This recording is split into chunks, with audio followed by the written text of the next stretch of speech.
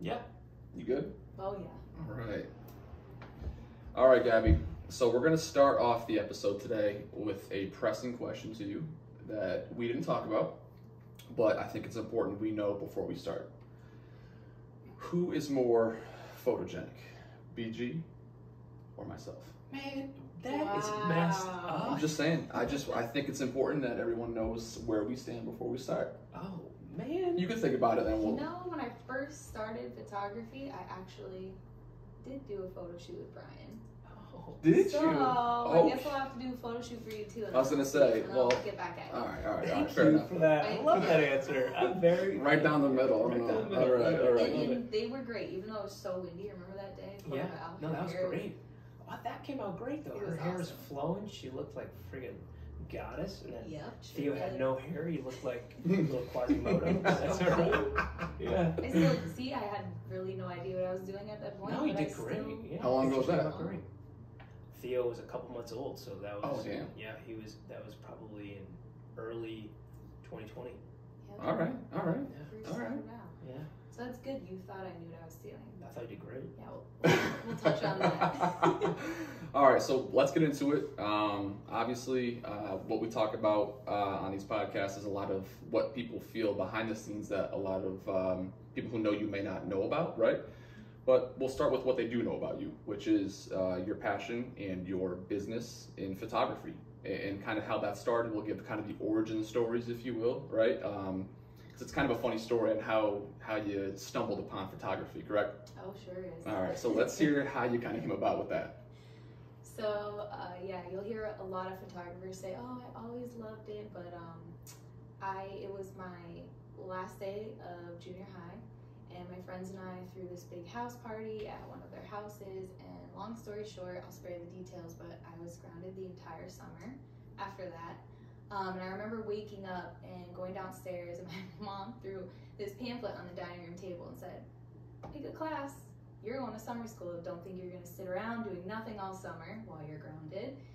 So pick a class. So I just remember flipping through the pamphlet and looking for the easiest thing I could find. Mm-hmm. So when I saw photography, I was like, great, awesome. I can take a few pics and get this over with. So in typical teenage fashion, I went into that summer school with the intention of not learning a thing. I was angry. I just wanted to get it over with. And then only a few days later, they sent me home with a camera, and I just started taking pictures of everything. Like, again, I couldn't see anyone, so it was just like random things in my room, like lamps, and then I used editing programs to make them look like faces, and I just got all, had fun with it. Yeah. And as a teenager being grounded, that's like the worst case scenario, so that was just my outlet. Yeah. I was taking pictures of all these random things in my house. That was my whole summer. Were you kind of studious before that, like just in school in general?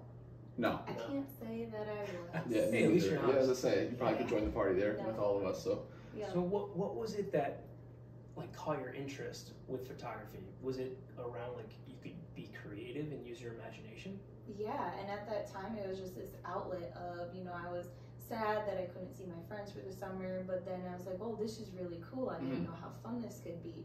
And trying to make different shapes with items and different lighting situations, like turning all the lights off but turning a lamp on and taking a picture of it. It's hard to describe, but just playing around with lighting and colors, and then I don't even know if we use Photoshop, but the editing program, and just kind of playing with infrared and black and white.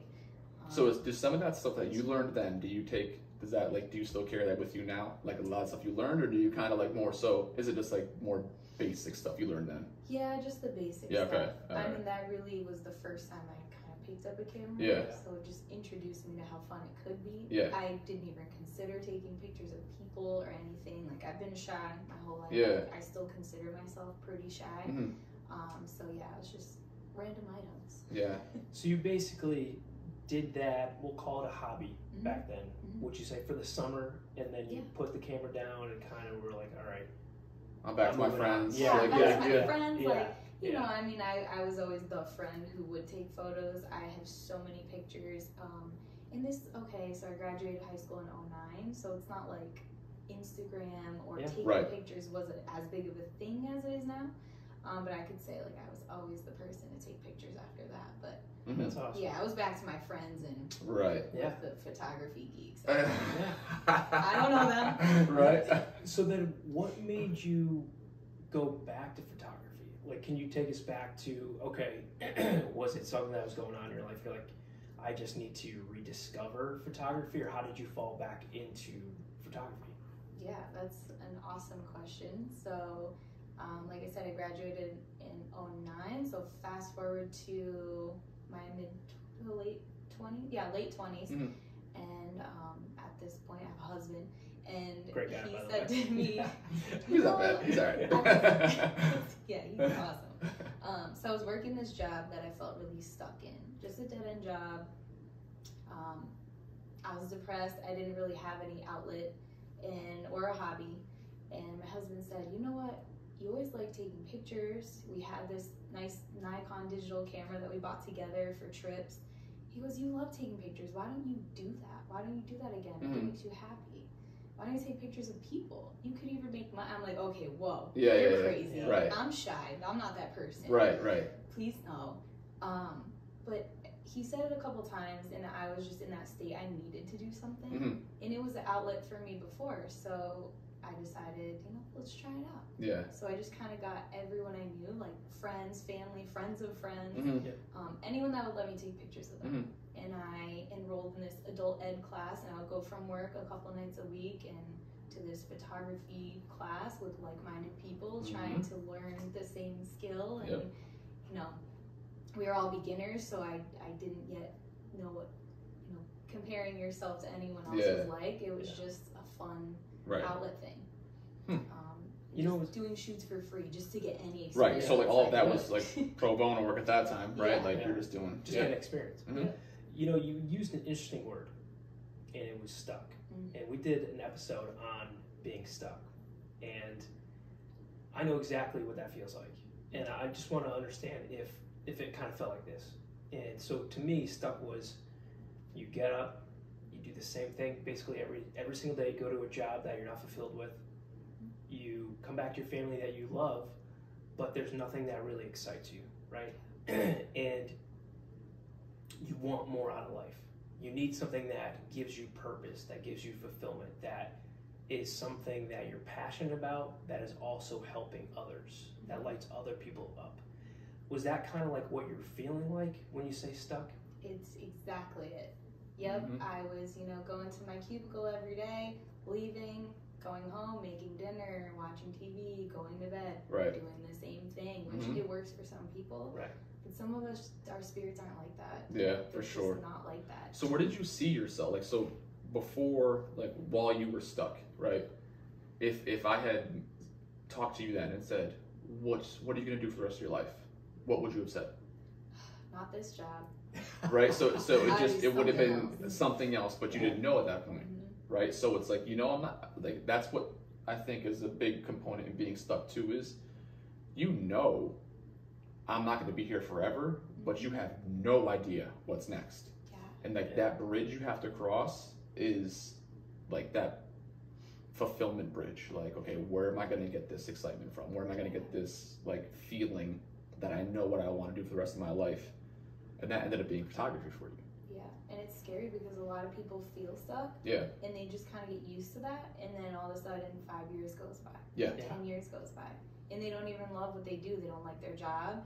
And it affects other parts of their life. And they're just so used to it that they can't really see it. Yeah. Or they might just not have the motivation to try something else or know what else to do. Because society is like, you go to school, you get a degree in this, you have to do this, get your foot in the door, and that's it. Right.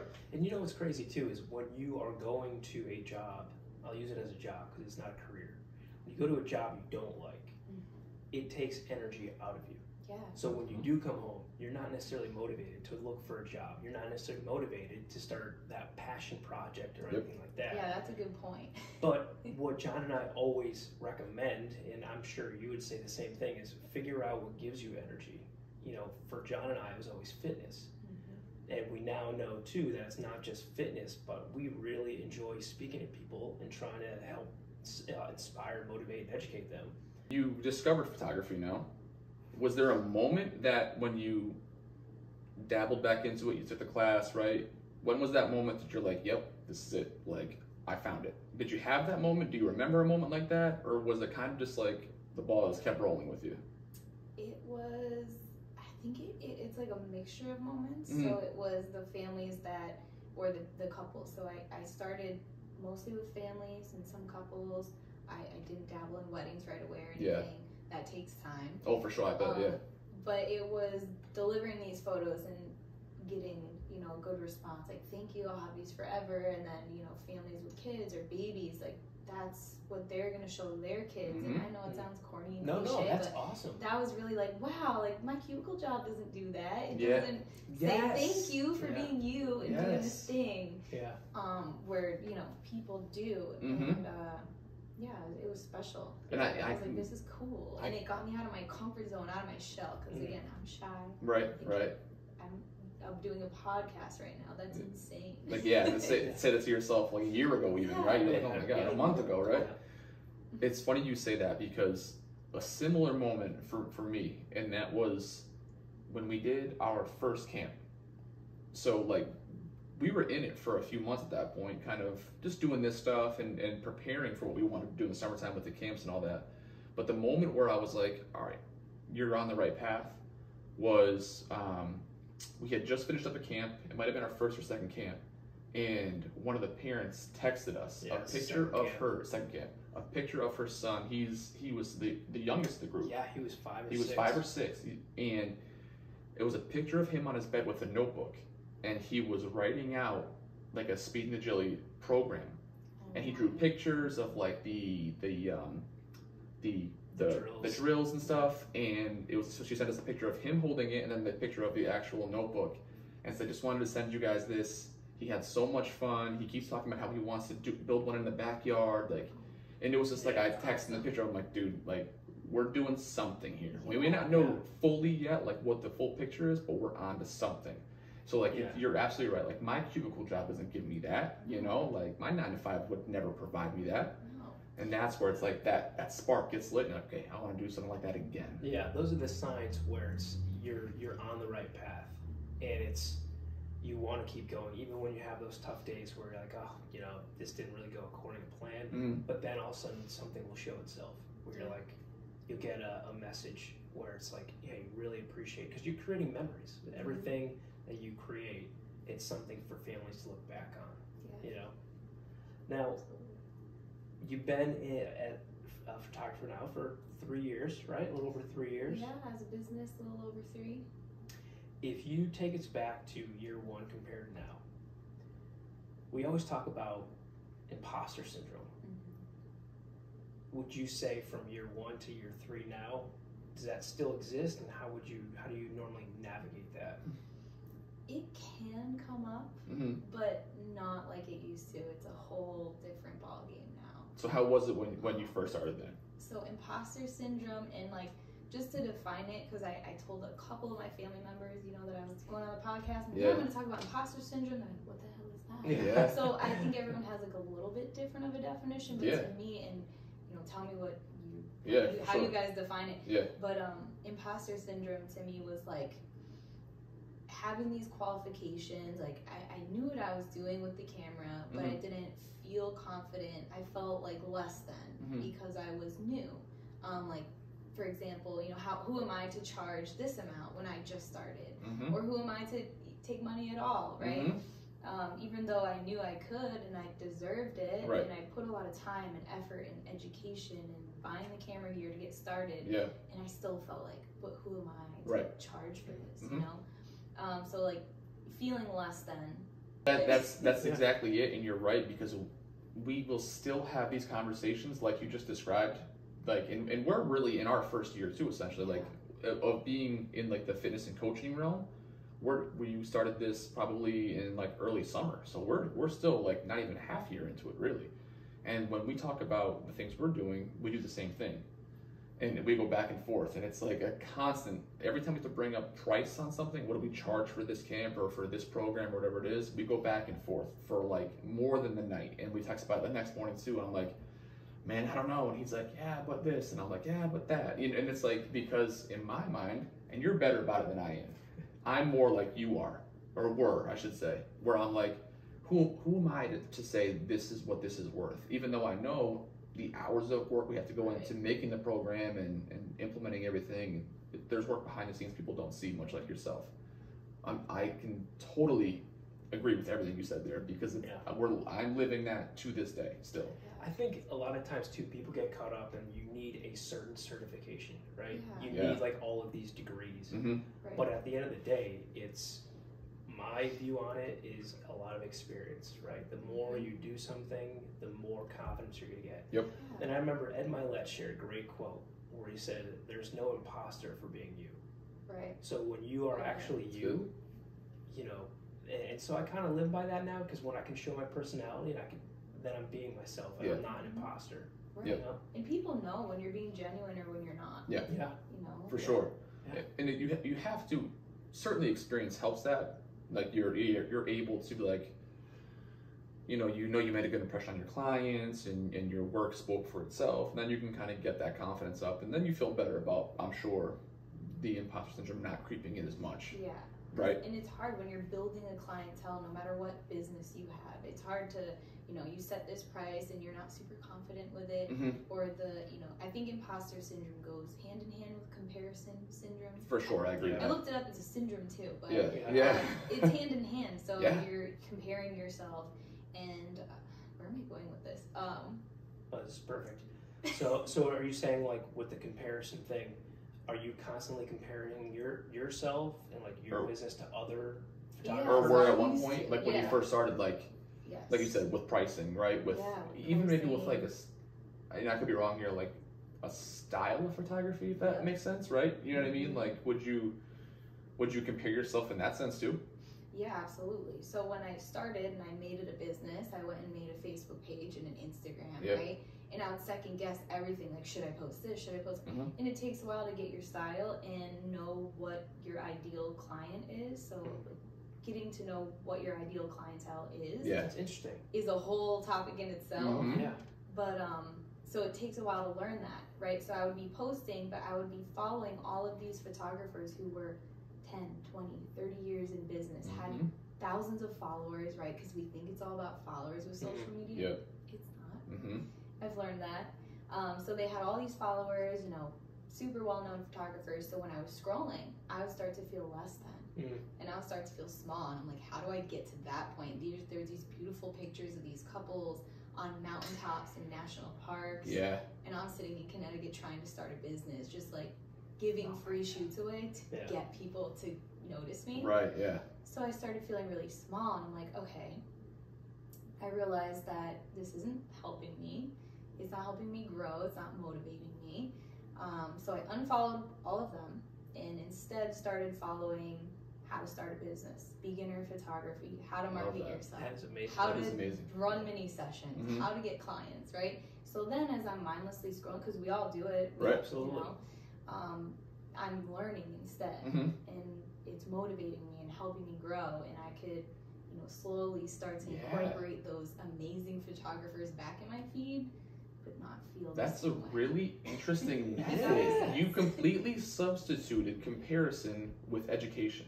That's empowering right there. That's totally flipping the script on social media. That's huge. Because people would fall in that rabbit hole of just like comparison, and just be down on themselves. And then stop. Exactly, and then stop. Yeah, I think hopefully everyone can kind of take that tidbit. Yeah.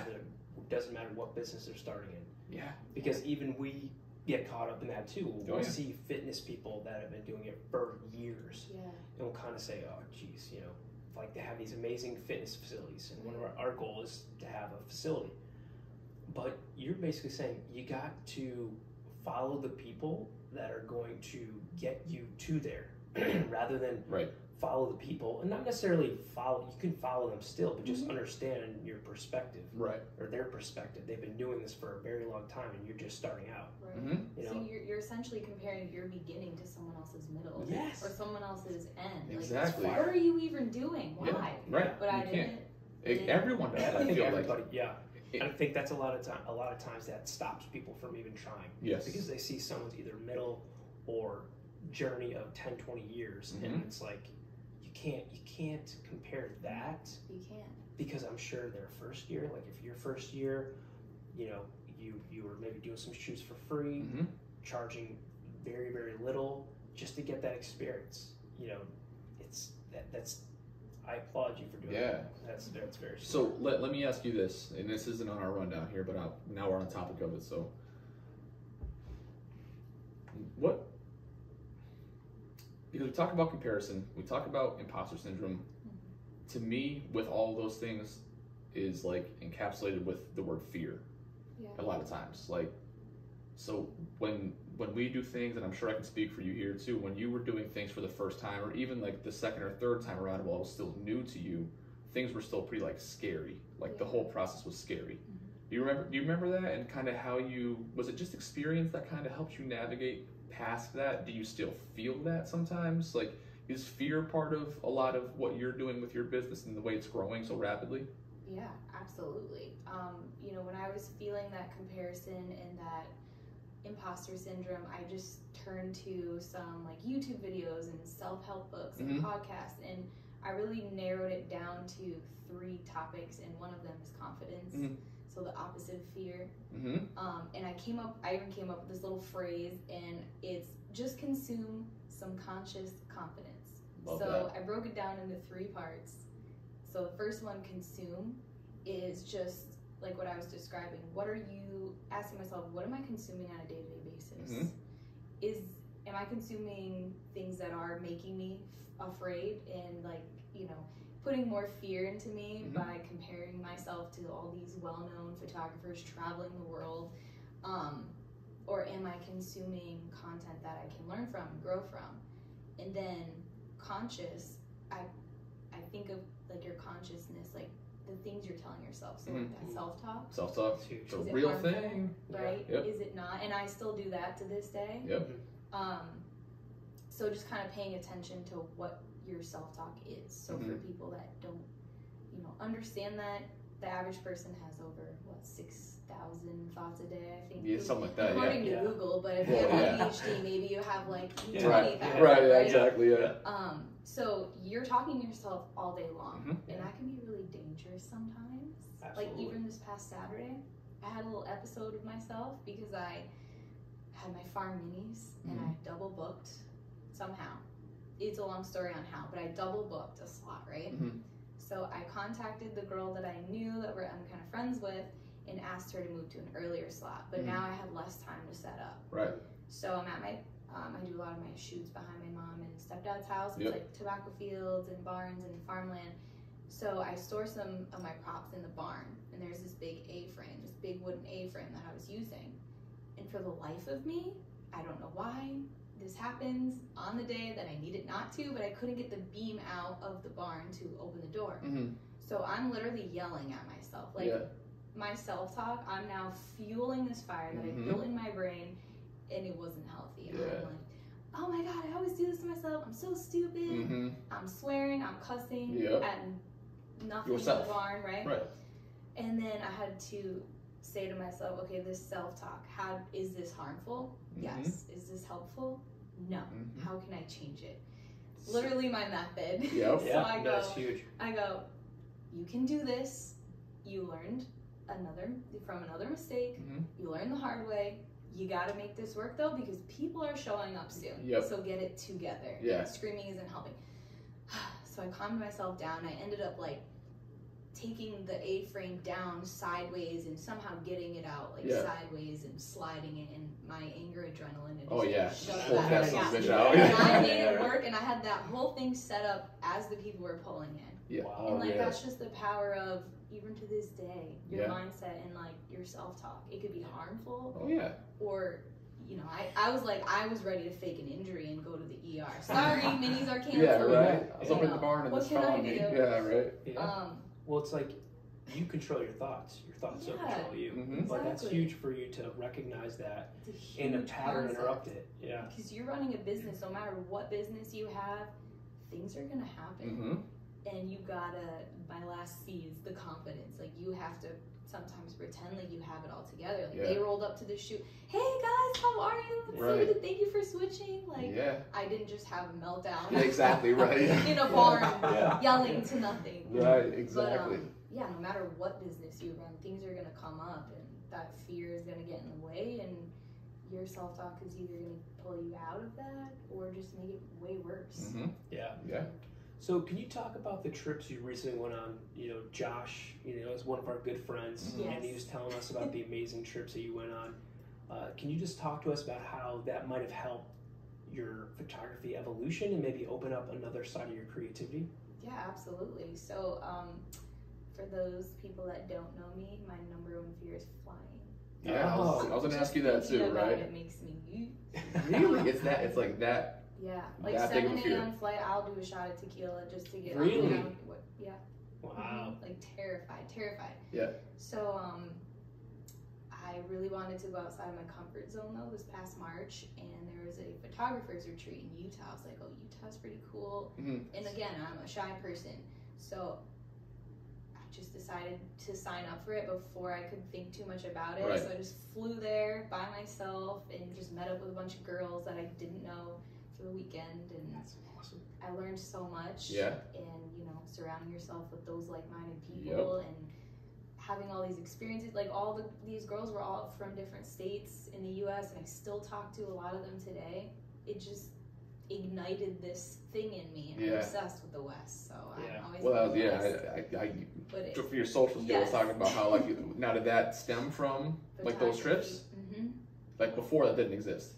Like your fascination with the West, like your love for it, obviously probably was ignited by you being present there. Yeah, I think it's just this photographer mindset. Like you can go to a landscape and say it's beautiful, and as a photographer, you're like, wow, like it's even more pretty. I just pay attention to like every little detail, and I take photos, and they don't do it justice, but they're still my favorite photos ever. Right. So yeah, photography really forced me to completely go outside of my comfort zone. You pushed through a lot of fear barriers, not just physically with like the flying part, but like meeting new people and talking to people. Not my cup of tea really either. Like new people and stuff. Like it's hard for me to this day. Like this, thank God I have him, because he's social. He can talk to anybody about anything for any amount of time. And I'm like, man, I can get like, you got a strong 30 seconds with me here until I'm gonna be like, so like what's the weather? So like. It's hard, but in your profession, you're probably having to talk to parents, kids about you're trying to calm them down, or hey, can you do this, or like and then obviously you want to retain clients, so you gotta be on, so to speak. So those trips probably did a lot for you, more than just sightseeing and all that stuff like that. Yeah, they absolutely did. They pulled me right out of that comfort zone, and they just showed me like, you can do this. You can go out and surround yourself with people. And I think any business that you're in, any field, any hobby you have, go outside of your comfort zone. Go join a group. Go hang out with people that. So you view that as important now. Yeah. And now are you going to prioritize that moving forward? Like every time you see something like that, remember that was uncomfortable for me, but it paid off. So I want to do more of it. I've been trying to talk this guy into going to like one of those seminars, because I would love to do that. Because now I guess this is the thing. You said you still talk to them, right? So do you bounce ideas off of them, or like just kind of have an open dialogue because you know that they're a positive influence on you? Yeah, just more so supporting each other. Like if they post a really cool picture, I'll message them or I'll comment and just talk to them about it. Like this is an awesome shoot. Where'd you do it? And we just kind of, it strikes up a conversation, and then it might strike up a struggle that they had throughout the session and how they overcame it. And like I can learn from their experience too. And in the photography industry, it's cool, it's unique because we all have our own kind of style. Some photographers edit like more moody and some are bright and airy, and we're all attracting our ideal clientele, and they're all different. So we can all motivate each other instead of like a competition type of thing. It's so fun that you're saying so much shit that we talk about all the time. So a few weeks ago, I think we were talking about this, where when you get into a certain space with like-minded people, how we're talking about, the comparison aspect of it, a lot of those things fade away and you genuinely root for people. Yeah, you do. Like you want to see people, even if they're not in your field, Like when you put stuff up about like, hey, my mini sold out. I'm like, fuck yeah, way to go, Gabby. You know what I mean? Like it's just like it's cool shit when anyone puts something up about their successes that they're proud of. You're genuinely happy for them. Yeah. Whereas before, if you would ask me something like that, I'm like, oh, that's cool. Like, and just kind of keep it moving. But now I'm like, absolutely, that's awesome because you know what it takes to do those things. Yeah. And it's like you can appreciate it more. So it's cool hearing that's how kind of the backgrounds of the photography world work too. Yeah. It's awesome. And you know, just 2 years ago I had to post like my minis on all these forums, and I had all these methods just to try to get clients. And you know, 2 years ago I was the one feeling the imposter syndrome comparing myself to these other photographers who would sell out their minis. And I'm like, we're doing it. And I don't post, you know, sold out to show other photographers like, hey, look what I'm doing. It's literally just to tell my clients. Exactly. I'll get messages and DMs, and I'd rather just like put it out there to everyone so they can avoid, you know, having to get back to people. But but let me ask you this now. All right, be totally honest with yourself. Yeah. It's a good feeling putting sold out over that. Oh yeah. Like, because it took years to get there. That's what I'm saying. You know what I mean? Like in my opinion, like those are wins that should be celebrated. Like you can't surpass celebrating your wins. I feel like that's counterproductive. There's a difference between celebrating your wins and being an arrogant prick, and there's a very fine line there. But like once you kind of like you've established yourself, you are, you know, running a successful business at this point, then yeah, you should absolutely be celebrating your wins. And it's cool. It's cool when you can kind of see that develop over time within yourself. You know what I mean? That's got to be very rewarding. It is, especially when the clients are reoccurring. I'm like, oh, they're coming back. It is, right? I'm literally seeing people's kids like grow every year. Say like a family every year does their, you know, Christmas session with me, and it's just so cool. Yeah, to see them every year. Absolutely, it is. Yeah. And they have you are giving those memories for them to reflect on. So I have to ask you, I'm not very good at taking photographs like of people. I'm photogenic. I don't know if you remember that, but apparently you're the photogenic. I normally just tell people, hey, smile, and that's what I focus on. Hey, smile. Hey, smile. Fuck, is this a dentist's office? Yes. So, what should I be looking for when I'm taking a picture? Background. Always start with background. Okay.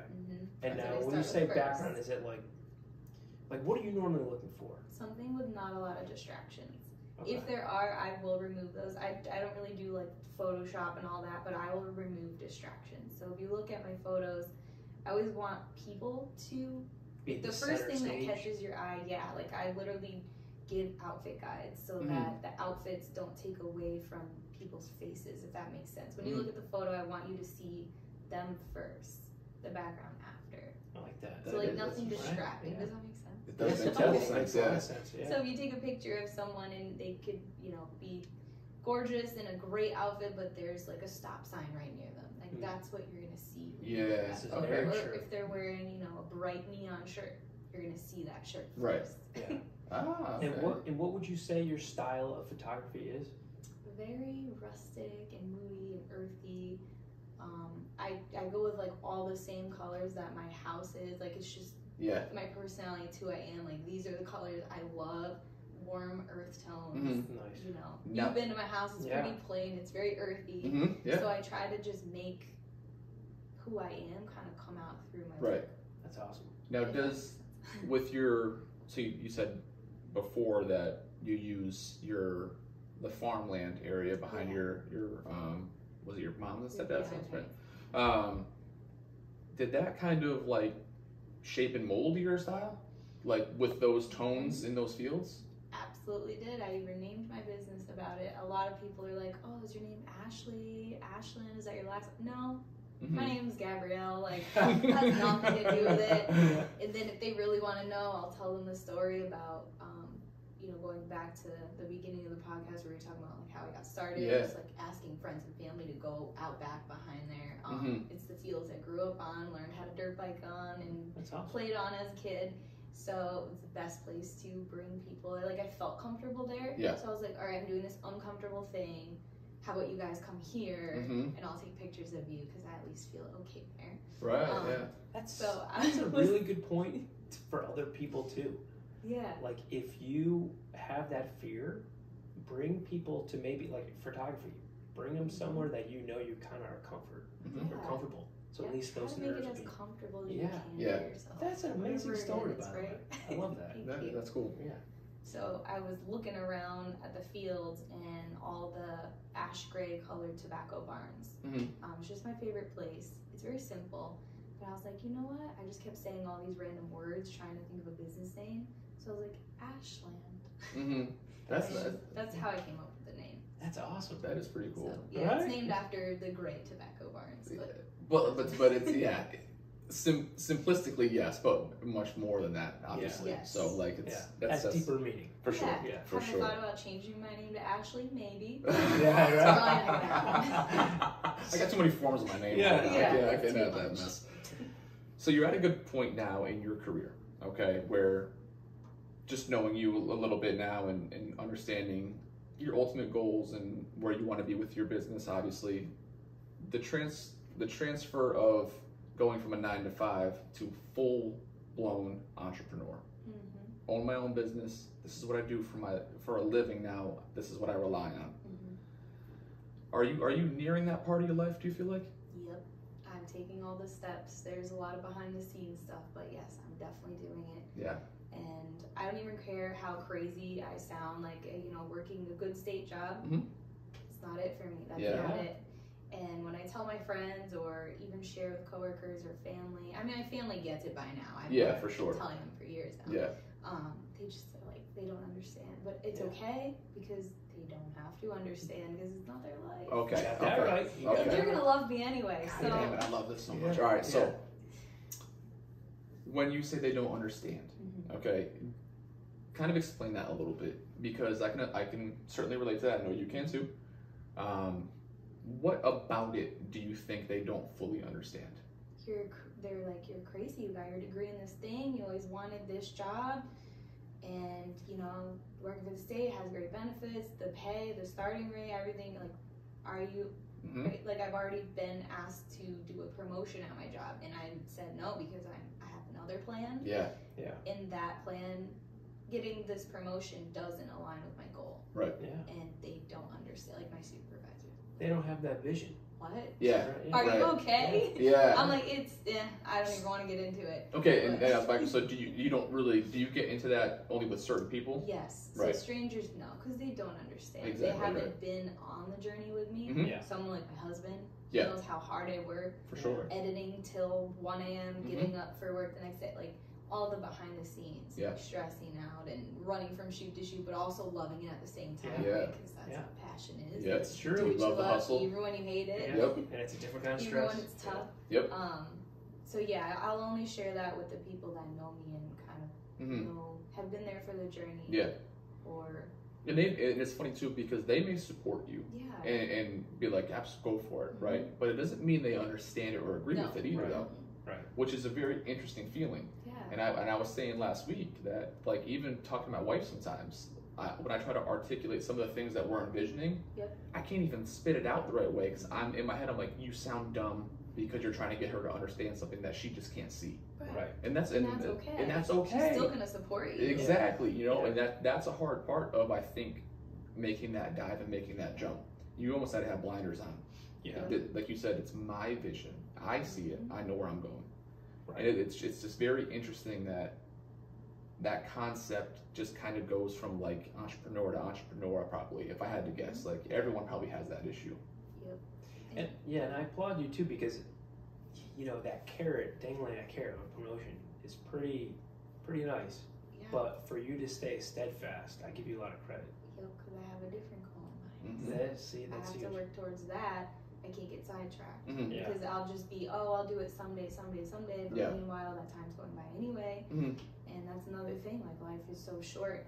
Do what makes you happy. Yeah. If you say you had to demote yourself working a $90,000 a year job to go full time doing what you love, maybe making $50, but you're happy, that's huge. and you can afford. You can afford to do it. Yeah. Do it. Why? Yeah. 100%. So that's the start. You could make more than you could surpass the job you're working. Yeah. With this passion of yours. So I don't think people see that when you tell them. They're just like, you're crazy. Plus, like you were saying, is that passion will then trickle into other areas of your life. Right. Yeah. Mm-hmm. It totally does. Yeah. It does. So let me ask you this then. On your road to discovering the passion you have now, and I'm sure it builds over time with your successes, did that change other aspects of your life too? Absolutely. Did you find yourself more fulfilled everywhere in your life? Everywhere in my life. Like, I value family, like time with my family, because the ultimate goal is to have more freedom and not be controlled by a company telling you what you can do, when you can take vacation, you know, if you have sick days, you gotta take a 15-minute break. Like, I'm not that person. Yeah, amen. I want to do my own thing. Weirdly, I work hard at night. I get like this, I'm a night owl. I want to edit and work my ass off all night, and like, I just don't follow that regular society schedule. Now, do you feel like you're almost filling your cup in those hours, so to speak, right? Like, that's kind of what you're doing? You're kind of like, I'll wake up exhausted, but I was pumped the night before. Exactly, I'm doing my thing. I'm in my zone. Yeah. So yeah, I think it made me value time with family more, because knowing that I have this outlet that I'm gonna go full time with, I'll say it now, I'm going to do it. God damn right you are. That's awesome. Sooner than later, because I'm not gonna keep putting it off and making up excuses. I'm gonna do it. I just have a little plan that I have to follow now. You're doing the right thing. Which is another story, but you're doing the right thing. Yeah, so I am gonna do it because I want more time with my family and more time to do things that I want to do. Yeah. And how is it? And how does that strengthen your marriage? Ooh, my marriage. Oh, my husband. You gotta ask the deep questions. How does it strengthen my marriage? Well, you know my husband. Yes. You know he's doing a million things all day. Like, our family doesn't even understand how we have a good marriage because we are. Maybe that's why, because we're both doing our own. I say that too about my marriage, though, too, is my favorite part about my marriage is our independence. Yes. That we're not reliant on each other. And that's my favorite part of our marriage. Like, when she goes away for work, she's gone for 5 days at a shot, I talk to her very seldomly. And it's just like, you know what, that's your time. I'm taking care of shit here. Or if it's vice versa. Very independent. It sounds like you kind of have that relationship too, and you kind of appreciate that, though. Absolutely, and it takes a certain kind of person to be with that person. For sure. And luckily, we both, all of us, have that with our spouses. So it strengthened my marriage because my husband is an entrepreneur. He's a business owner. He does real estate on the side, and we have the rental properties, and just like exploring different things, like different ways to make income, things that make you happy. Things that fulfill you in your life. Like, we're all about that, so we'll always support each other. I mean, I'm sure he's told you some ideas that he's had. I've had to be like, whoa. And he fully admits it, though. Yes, he does. He'll be like, she'll pumped, and I'm like, cool. Like, we'll talk about it tomorrow. When you settle down a little bit here, buddy. Okay. You're nuts. But I'll support him on things that make sense. So I think it does strengthen our marriage in that sense. Like, we both want so much more out of life than to just settle. And like you said before, those moments that you get with photography, that you say, my cubicle job can't provide me that, those feelings will bleed into every other part of your life. With your relationships, right? With your family or your spouses, and with your hobbies, and whatever, your health, all these things, that all bleeds into it. So chasing that dream and building that life that you want is going to have impact outside of just what you're working for in that singular sense. Absolutely. You just got to do it. Follow the passion. And so, we just want to recognize you, honestly. I mean, for pushing past fear, for pushing past an imposter syndrome, and changing the way you actually look at social media to actually empower you. But most of all, creating memories to help families to reflect on. So thank you. Thank you. I love my clients so much. So where can people find you on social media? So people can find me at Ashland Photos. So that's ASHLAND. Photos is PHOTOS. That's not her name. And I'm not Ashley. My name is Gabby, or Gabrielle Bodian is my personal IG. Just Gabby Bodian.